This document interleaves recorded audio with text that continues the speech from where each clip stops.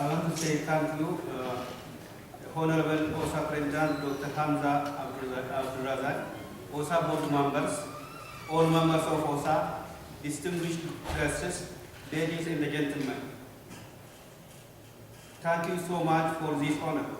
Indeed, this great honor to be recognized by OROMO State Association with its current president and board members.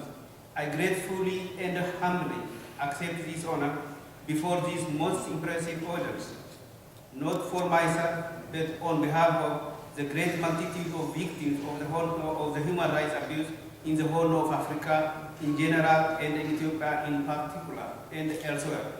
Friends, this is the second award Human Rights League of the whole of Africa is receiving in 1 year period.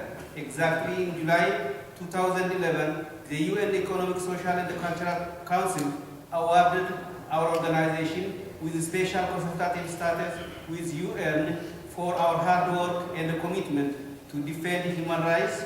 It is a great award which few human rights organizations or defenders receive for their dedication to get more access to introduce their work to the world community on the World Forum and coordinate their efforts with UN Human Rights Council and other UN subsidiary bodies. Friends, what Human Rights League of the whole of Africa has witnessed in the past 5 years is that fighting against human rights violations in countries like Ethiopia is not just a mere advocacy. It is a job of saving threatened and endangered lives of the innocent. Not only that, the job is so big and demanding. The extreme suppression, denials of access to sources of information and of the right of exchange information above all, and the silencing of civil society organizations, human rights groups, and the press agencies, in particular by the recent issue Ethiopian Telecom Service Infringement Law 2012, maybe 3 days ago, and the Civil Society Law 2009 make the activity of monitoring, detecting, investigating, and reporting on human rights violations extremely difficult. In spite of these multiple problems, Human Rights League of the whole of Africa has done a remarkable job in the past 5 years. It has attempted a lot to cover and bring to light the human rights violation in the whole of Africa with very limited human and financial resources obtained from the members. I would like to bring to everyone's attention here that all those works were accomplished by voluntary Human Rights League of the whole of Africa's members in diaspora and reporters back home, as well as in neighboring countries.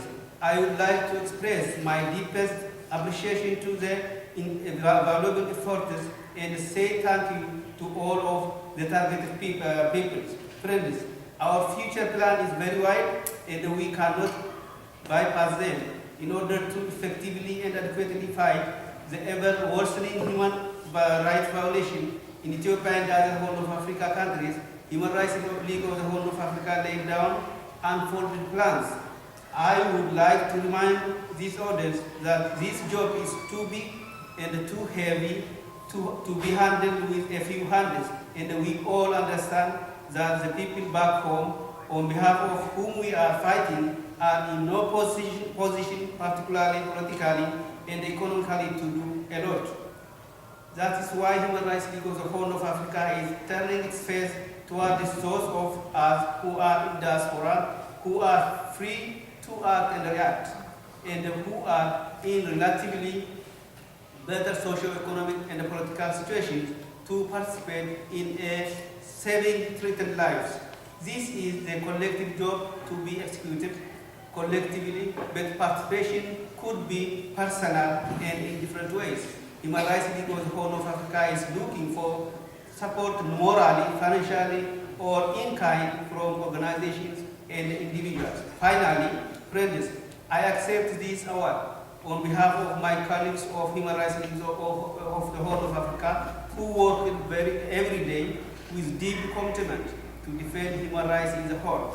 Especially my appreciation my appreciation at large goes to colleagues working in the whole of Africa. They work under difficult circumstances and hardships, from living conditions to losing their lives. But they continue without hesitation because they know that their work is critical to the promotion of the rights of all people to a life of dignity, equality, and justice. I believe that human rights cannot be imposed from the outside. To be lasting, they must come from within. People must achieve their own human rights. However, the situation our people live in, it made difficult to achieve it.